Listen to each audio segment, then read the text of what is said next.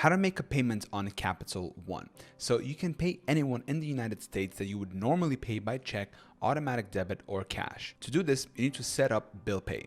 So first, you sign in into your Capital One account. Number 2, from within your 360 checking account, select Pay Bills. You should set up bill payment through Capital One online bill payment service at least 4 business days before the due date.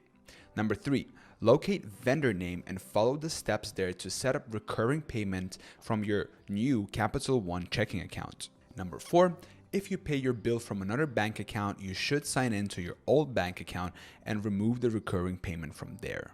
You can also set up automatic payments according to a schedule you set. You can change or cancel autopay at any time.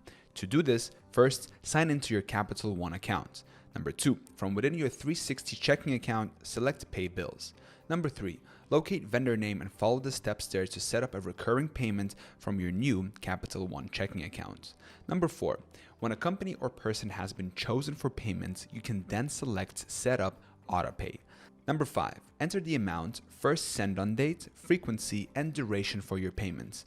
Number 6, sign up to receive email notifications of payments. I hope this video was helpful. Thank you so much for watching. Subscribe.